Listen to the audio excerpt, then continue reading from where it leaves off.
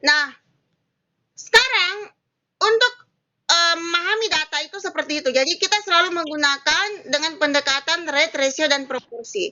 Untuk masalah apa saja ya. Jadi biasakan menggunakan pendekatan rate, ratio, dan proporsi. Bukan Anda tampilkan angka sebenarnya, tapi Anda harus mengolahnya dalam bentuk rate, ratio, dan proporsi. Ya. Jadi ingat ya, ingat kata-kataku ini ya, yang saya garis bawah ini.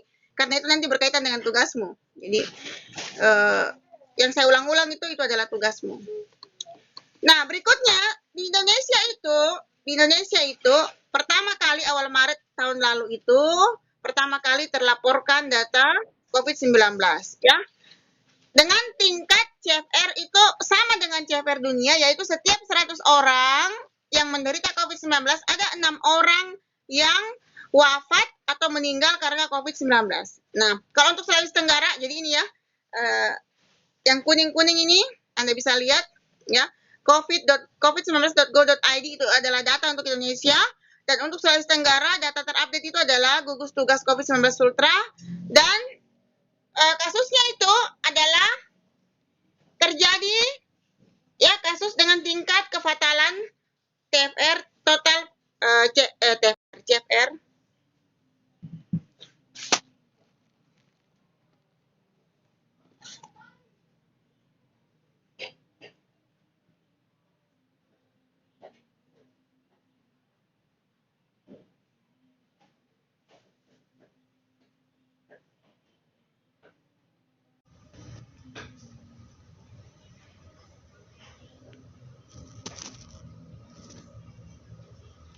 Oke ya. Data Sulawesi Tenggara didapat dari gugus tugas COVID-19, bukan TFR ya, bukan TFR ini. CFR-nya itu adalah 1,7 atau setiap 100 orang yang menderita COVID-19 terdapat 2 kematian. Nah, mari kita lihat sama-sama bahwa data itu dalam kesehatan masyarakat kita awali ya. Data itu bisa membentuk kesadaran ya. Data itu bisa membentuk kesadaran. Tapi harus kita pahami dengan berbagai masalah di lapangan, maka data yang didapatkan ini, apakah data dunia, data Indonesia, ataukah data Sulawesi Tenggara, itu adalah fenomena gunung es. Dalam artian apa yang terjadi di lapangan itu ya lebih besar dari yang dilaporkan. Ya, banyak orang menderita tapi tidak mau berobat, banyak orang yang menderita tidak mau berobat, atau misalnya dengan berbagai macam masalah-masalah keterbatasan dalam pelaporan, pencatatan ya, surveillance itu sangat-sangat mempengaruhi coverage atau terungkapnya kasus di lapangan terkait dengan COVID-19 ini. Oleh karena itu, sampai sekarang kita masih pahami bahwa data di lapangan tentu lebih besar daripada apa yang dilaporkan, sehingga kita kenal dengan fenomena gunung es ya. Nah, dengan asumsi seperti itu bahwa sebenarnya data di lapangan itu lebih besar daripada data yang terjadi sebenarnya, maka dengan semakin besarnya kasus COVID-19, maka kita bisa pahami bahwa ini bisa membentuk kesadaran masyarakat untuk lebih waspada ya. Awal-awalnya Anda bisa lihat kepanikan masyarakat, masker itu habis, hand sanitizer itu habis ya, kemudian bahkan tisu basah juga itu habis. Itu kenapa? Karena awareness itu sudah mulai tinggi di tengah-tengah masyarakat. Tetapi semakin lama pandemi, semakin panjang masa pandemi, maka awareness ini atau kesadaran masyarakat terhadap upaya pencegahan itu akan kita analisis. Apakah tetap seperti semula ataukah malah dia mengendur karena disebabkan oleh berbagai masalah dan kendala, yang itulah tugas kita untuk menganalisis, sehingga edukasi yang kita berikan, edukasi tidak boleh berhenti ya. Kenapa? Karena pandemi belum selesai ya. Oleh karena itu, awal kemunculan, pertengahan, dan sampai sekarang ini tentu komunitas kita atau analisis komunitas kita itu akan berbeda-beda ya. Nah, data sebenarnya ini adalah alat yang bisa kita pakai untuk membangun kesadaran di tengah-tengah masyarakat ya, dengan semakin banyaknya, dengan semakin panjangnya, dengan tidak berhentinya ini COVID-19 ya, dengan kefatalan yang dia miliki, itu semua adalah data ya. Dalam epidemiologi, maka data ini adalah salah satu hal yang sangat penting dalam membangun kesadaran masyarakat terhadap hubungannya dengan tindakan pencegahan penyakit tersebut. Nah, Nah, nanti tugas kita adalah kita analisis ya. Awalnya begini masyarakat perilakunya, pertengahan begini, sekarang begini. Semakin panjang pandemi, maka tentu analisis komunitasnya akan berbeda-beda. Nah, next berikutnya. Nah, penyakit infeksi. Nah, ya. Next.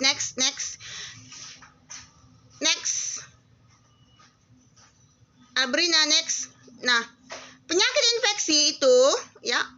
Sekarang kan Anda pahami bahwa COVID-19 itu adalah penyakit infeksi. Nah, masa inkubasi terhadap semua penyakit infeksi itu digunakan sebagai upaya pencegahan penyakit. Kan begini, ketika orang ketemu dengan virus, entah otomatis saat itu juga kena. Tapi dia butuhkan masa inkubasi. Nah, masa inkubasi inilah kita bisa masuk di situ sebenarnya ya. Kita bisa masuk di situ untuk upaya pencegahan penyakit. Kenapa? Karena sekalipun dia kontak tapi dia melakukan misalnya PHBS yang baik, sekalipun dia kontak tapi dia misalnya menggunakan alat pelindung diri, maka virus itu bisa saja tidak kena ke dia. Karena ada masa inkubasinya ya. Sejak pertama kena sampai dia menimbulkan gejala dan kena penyakit itu, maka upaya inilah yang kita gunakan ya. Masa panjangnya ini masa inkubasi yang kita gunakan sebagai pemahaman awal untuk melakukan tindakan pencegahan. Apakah terhadap agennya? Agen itu siapa? Manusianya. Berarti manusianya di sini bisa dia harus menjaga PHBS. Kalau hostnya salah ya. Sorry ya. Host itu adalah manusianya. Berarti manusianya itu harus PHBS, harus APD-nya bagus, toh. Nah, kemudian agennya itu berarti dia misalnya dipanaskan dia misalnya mati, toh misalnya toh dia tidak tahan panas, itu coronavirus, toh. Kemudian lingkungan, berarti lingkungannya itu harus bersih, tidak lembab dan sebagainya. Nah, itulah yang akan kita gunakan, yang akan kita intervensi, yang akan kita buatkan edukasi intervensinya untuk melakukan upaya tingkat pencegahan. Jadi ada agen, ada host dan environment. Jadi ini adalah pemahaman awal dalam epidemiologi ya. Jadi epidemiologi itu kan the mother of public health. Jadi kita bisa gunakan ilmunya untuk pendekatan apa saja, termasuk dalam analisis perilaku dalam pendekatan promosi kesehatan. Next. Nah, sekarang apa yang akan kita lakukan? Nah, kembali saya katakan tadi bahwa ada 4 kompetensi promosi kesehatan ya. Yang pertama adalah komunikasi publik, terbalik-balik nggak apa-apa ya. Yang kedua adalah pemberdayaan masyarakat, yang ketiga adalah penguasaan media, pengembangan media, promosi kesehatan, dan yang kelima adalah advocacy. Jadi dalam konteks apa yang kita lakukan dalam promosi kesehatan, kita bisa lakukan banyak hal. Nah, yang pertama, kita bisa kampanye online, edukasi online, meningkatkan literasi masyarakat, meningkatkan edukasi di tengah masyarakat untuk menyebarkan informasi yang akurat. Ya. Di masyarakat kan banyak terjadi informasi yang tidak akurat. Makanya kamu nanti kalau kamu bikin edukasi, sumbernya harus jelas. Di mana kau ambil itu materinya? Dan siapa yang kau ambil itu adalah apa yang disebar oleh masyarakat, tidak boleh. Tapi yang kita ambil adalah sumber yang terpercaya. Misalnya Kemenkes mengeluarkan apa, atau misalnya yang dikeluarkan oleh WHO apa, nah itu yang kita pakai. Karena kredibilitas sumber informasinya sudah terpercaya. Atau gugus tugas COVID-19. Ya, awal-awal kan banyak sekali tuh materi-materi yang bisa kita gunakan, yang sumbernya terpercaya ya. Oleh karena itu nanti ya, ketika kita menyusun materi edukasi itu sumbernya harus jelas dan lampirannya harus jelas di mana kita ambil. Jadi kamu nanti bisa minta bantuan ke kakak asisten, karena tahun lalu itu kakak asisten itu dia sumbernya sudah sangat terpercaya dan dia punya banyak referensi. Saya tahu itu ya, karena di kelas asistensinya itu tahun lalu satu persatu medianya saya koreksi satu persatu, termasuk yang saya koreksi itu adalah sumber terpercaya. Jadi sudah banyak beredar, dan biasanya sumber terpercaya tentu saja dari organisasi resmi pemerintah atau dari yang ditunjuk oleh pemerintah untuk penanggulangan COVID-19. Apakah gugus, apakah Kemenkes atau WHO dan seterusnya. Jadi silakan Anda ambil, ataukah jurnal Elsevier atau jurnal yang terakreditasi yang sudah datanya itu sudah disaring sedemikian rupa sehingga ketika ditampilkan dalam bentuk jurnal ilmiah itu sudah bisa dipercaya sebagai sebuah sumber yang akurat ya. Kemudian berikutnya adalah Germas dan PHBS. Kalau bicara Germas dan PHBS itu berarti kita bicara perilaku ya, perilaku. Jadi PHBS itu kan perilaku hidup bersih dan sehat. Germas juga isinya itu adalah PHBS. Nah, kemudian menggalang kerjasama antar organisasi dan melakukan advokasi, ini adalah pekerjaan advokasi. Jadi menyusun rekomendasi materi advokasi itu membutuhkan data referensi yang kuat. Jadi apa yang yang kita lakukan analis komunitas ya? Nanti kan kita akan melakukan analis komunitas ya, terkait dengan masalah ini. Nah, ketika kita melakukan analis komunitas ini, hasilnya itu bisa kita jadikan sebagai ya materi untuk dijadikan ini yang di masyarakat. Kita bawa itu ke misalnya ke organisasi profesi. Kalau Anda yang bicara dengan organisasi profesi yang bicara, tentu organisasi profesi itu lebih didengar. Kita bisa melihat simpul-simpul masyarakat. Simpul-simpul itu orang-orang yang dianggap memiliki orang-orang yang dianggap memiliki bargaining posisi. Jadi mereka memiliki posisi yang dianggap layak untuk mempengaruhi kebijakan publik. Nah, kita datang ke mereka, kita bawa datanya misalnya, kemudian mereka yang meneruskan kepada pemerintah. Itu adalah bagian dari advokasi. Nah, kemarin ya saya jadi pemateri itu di acaranya mahasiswa. Anda harus pahami ya, kalau Anda bicara advokasi, ya, advokasi itu tujuannya bukan untuk masyarakat umum, ya, bukan untuk masyarakat biasa, grassroots, tidak. Advokasi itu adalah khusus penggunaan kata untuk mempengaruhi kebijakan publik. Jadi jangan kau bicara, kau mau edukasi masyarakat, kau pakai bahasa advokasi. Kalau kau bilang ini di luar, kau diketahui orang. Ya, kalau bicara advokasi, jangan pakai bahasa saya mau advokasi masyarakat. Salah itu. Masyarakat tidak perlu diadvokasi. Kenapa? Advokasi itu adalah khusus untuk para pengambil kebijakan. Ya, kalau masyarakat, maka masyarakat itu diberdayakan, dilakukan upaya pemberdayaan masyarakat.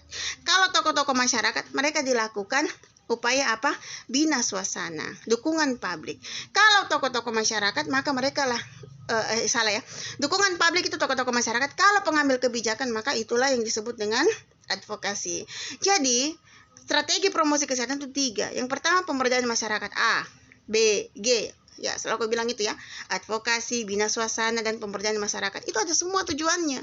Ya, bukan semua senjata diperuntukkan untuk semua orang, tidak. Ya, advokasi untuk pengambil kebijakan, bina suasana untuk tokoh-tokoh masyarakat, pemberdayaan masyarakat untuk masyarakat secara umum. Ya, jadi kalau Anda bilang saya mau mengadvokasi masyarakat, salah itu bicara tak? Ya, kalau dalam konteks promosi kesehatan, karena bicara advokasi itu bicara strategi promkes, ya, A, B, G, ya itu ya. A-nya itu adalah untuk pengambil kebijakan, B-nya itu adalah untuk tokoh masyarakat, ya, G-nya itu adalah untuk masyarakat secara umum. Jadi ada sasaran primer, ada sasaran sekunder, ada sasaran tersier. Tidak semua senjata cocok untuk semua orang. Setiap orang punya senjata masing-masing, tergantung dari sasaran yang ingin kita ubah, ya. Jadi hati-hati menggunakan istilah, karena kalau orang yang paham dia akan langsung tahu bahwa penggunaan istilah ini Anda masih keliru ya. Apa kita masih belajar dan masih banyak kesempatan untuk memperbaiki diri ya. Jadi sekali lagi, advokasi itu bahasanya adalah untuk pemerintah dan untuk pengambil kebijakan ya. Jadi jangan lagi menggunakan istilah advokasi untuk masyarakat secara umum ya. Tidak cocok dan tidak tepat. Sesuai dengan strategi promosi kesehatan. Nah, artinya kita mau bikin apa nih Bu? Nah, setelah memahami seperti itu, maka yang pertama yang harus kita lakukan ya, sebelum Anda membuat edukasi ya. Jadi sekarang kan seperti yang saya katakan kepada tadi, bagaimana caranya kita membuat edukasi, maka kita harus pertama kali melakukan analis komunitas. Ya. Apa itu analis komunitas? Berarti kita menggunakan semua indera kita untuk mengamati masyarakat yang ada di sekitar kita. Kalau bahasa PBL-nya ini adalah identifikasi masalah. Iya. Tapi kalau bahasa promkes itu analis komunitas. Kita menggunakan semua indera yang kita punya untuk menganalisis komunitas. Biasanya kita menggunakan kuesioner, boleh. Kita menggunakan wawancara mendalam, boleh. Interview, kita bertanya ke sana kemari kira-kira ini, atau kita menggunakan indera kita. Ya bisa menggunakan mulut dengan bertanya, bisa dengan menggunakan melihat, mendengar, kita mendengar. Itu semua adalah analis komunitas. Atau bisa menggunakan tangan dengan kuesioner, itu semua adalah analis komunitas, ya. Isu-isu apa saja yang ada di tengah-tengah masyarakat yang terkait dengan COVID-19, apakah itu offline atau online dan sebagainya, atau menggunakan data sekunder dan sebagainya, ya, yang apa? Yang kira-kira berhubungan dengan perilaku pencegahan COVID-19, ya. Nah, di sini, ya, kita bagi dalam 4. Silakan dicatat. Kita bagi dalam 4. Jadi analis komunitas ini kita bagi dalam 4 item besar. Pertama, kita akan menganalisis komunitas masalah lingkungan. Jadi lingkungan itu bisa fisik, sosial, apalagi kalau bicara lingkungan, fisik, sosial, kimia, biologi, psikologi, itu semua sosial, ya. Sosial misalnya stigma, ya. Kalau bicara stigma itu apa? Berarti lingkungan psikososial, ya. Ada yang menderita COVID-19, kemudian masyarakat itu takut. Nah, itu berarti kita bicara lingkungan sosial, ya toh? Atau kita bicara lingkungan fisik, kerumunan. Di sana ada orang kerumunan. Apakah kita pergi atau kita tidak, atau kita hindari, itu bicara lingkungan fisik, ya toh? Kerumunan. Atau misalnya daerah yang banyak sekali kasusnya, ya, kayak Makassar itu yang tinggi sekali ya kasusnya, sampai bukan lagi zona merah ya, zona hitam, ya. Ini lingkungan. Jadi analisis lingkungan ini sangat penting, ya, karena COVID-19 ini sangat erat kaitannya penyebarannya dengan lingkungan yang padat penduduknya, atau kerumunan, menghindari kerumunan, dan seterusnya, ya. Kemudian PHBS, perilaku hidup bersih dan sehat, atau Lagarde. Nah, ini kau baru dengar istilah Lagarde, ya? Kau baru dengar atau sudah pernah dengar istilah Lagarde ini? Lagarde itu istilahnya orang kapatuli, gitu. Kapatuli itu beda pendekatannya orang yang tereducate dengan orang yang kapatuli. Ya, Lagarde sudah tahu, tapi begitu nih, tidak pokoknya dia berpengaruh sama dia, ya. Mau ada atau bahkan dia tidak percaya. Nah, ini juga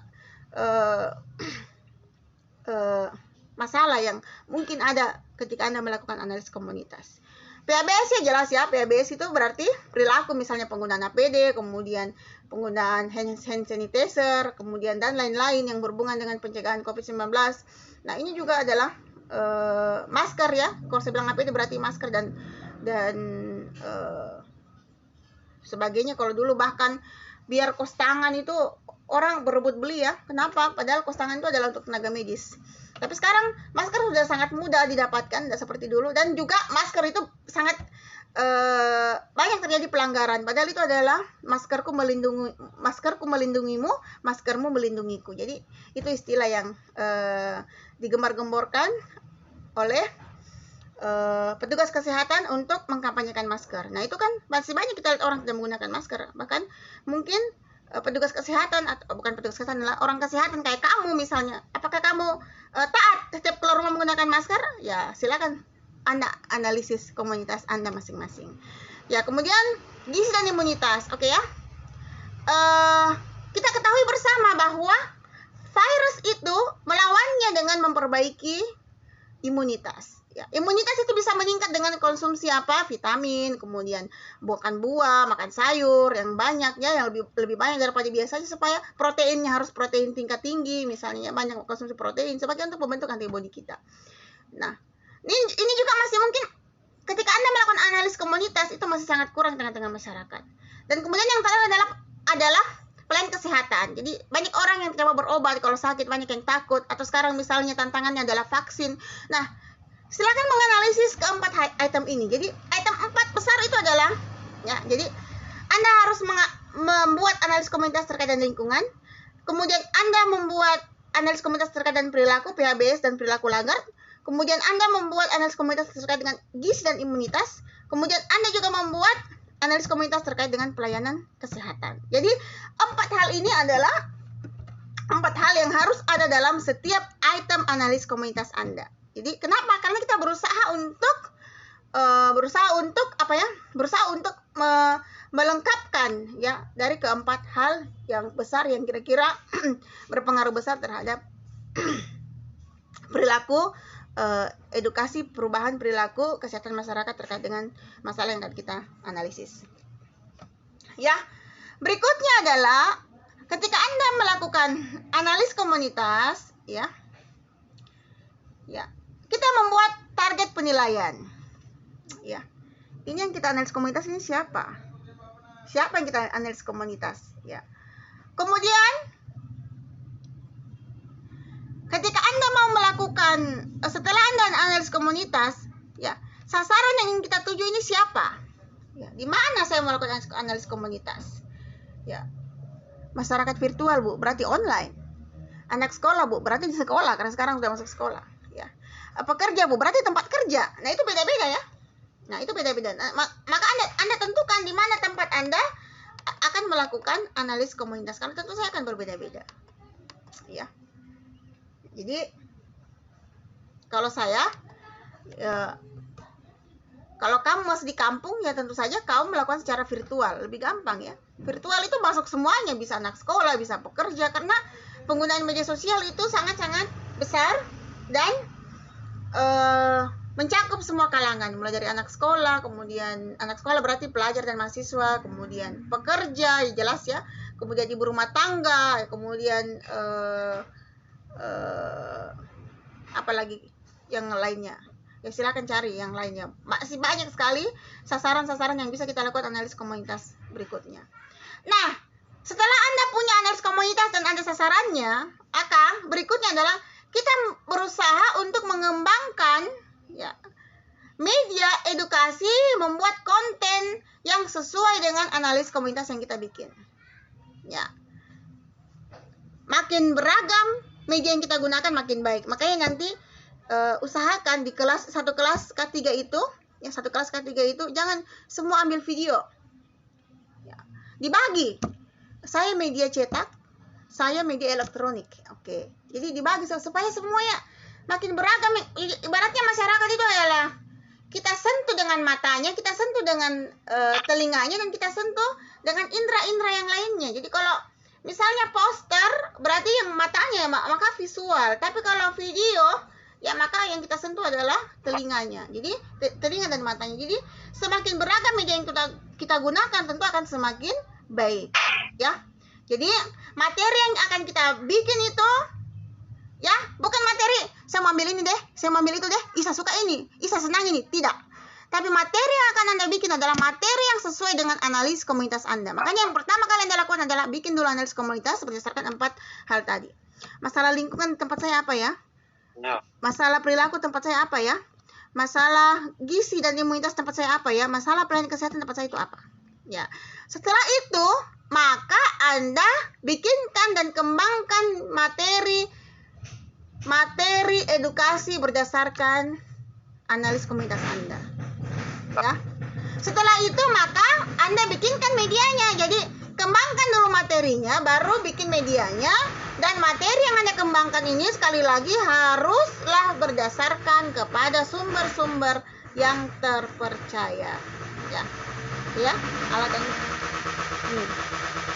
Oke, berikutnya ini saya jelaskan tadi, sudah ada sedikit saya jelaskan. Jadi kenapa harus media? Kenapa harus menggunakan media? Apa saja alat yang kita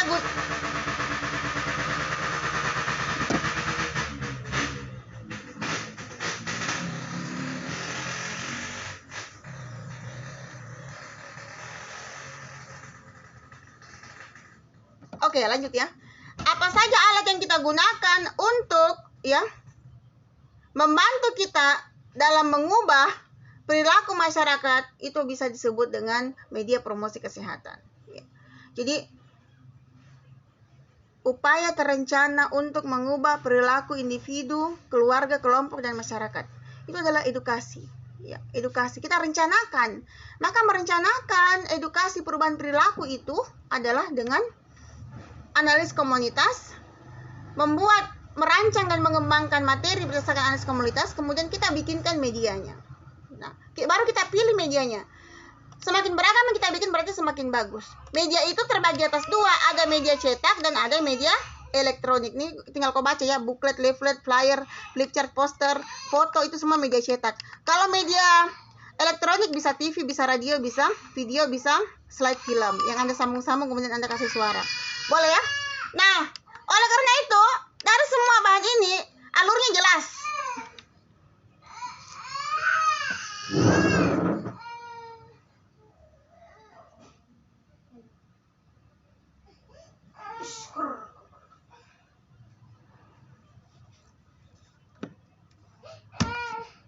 Jadi alurnya jelas ya.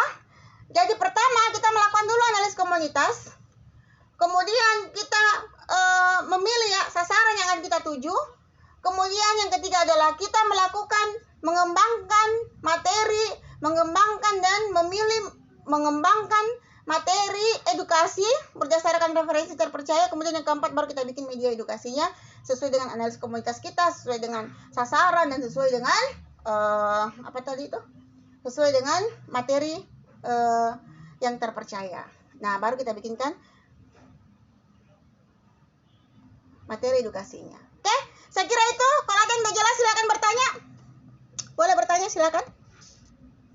Ada yang tidak jelas? Kalau tidak, saya fotokan kakak bukan saya ya.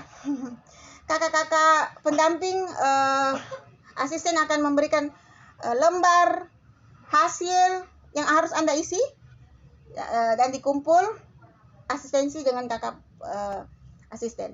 Jadi, Dek, dari 3 praktikum ini kamu harus mendapatkan tanda tangan 3 kali dari kakak asisten bahwa tugasmu itu sudah sesuai dengan standar praktikum, ya. Kalau kau dapat hanya 2, berarti kau tidak bisa ikut ujian. Jadi harus 3. Minggu depan kita ujian public speaking. Jadi public speaking itu Anda ujian live ya. Kita pakai aula dan Anda persentase sesuai dengan materi yang Anda dibagikan nanti. Dan itu live, per orang harus maju di depan di aula dan persentase dan menggunakan sound system dan menggunakan pakaian. Pokoknya kita setting lah sebagai latihan public speaking. Syaratnya adalah Anda harus punya 3 tanda tangan dari kakak asisten baru bisa ujian. Kalau tidak berarti Anda tidak bisa ujian. Itu passwordnya. Password ujian itu adalah 3 lembar asistensi yang sudah ditandatangani oleh kakak asisten. Oke? Saya kira itu saja. Kalau ada yang mau bertanya silakan. Kalau tidak, kita bisa tutup.